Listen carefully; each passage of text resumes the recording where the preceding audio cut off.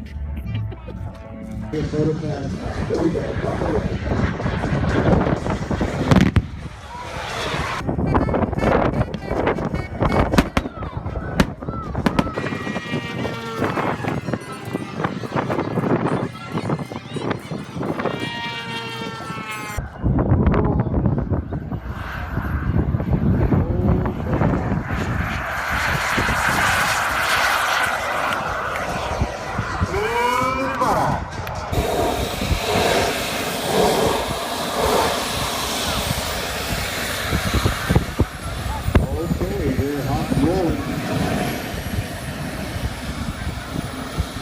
This aircraft still today is our primary overall strike fighter, giving our troops on the ground the support they need. Lloyd is going down on the target.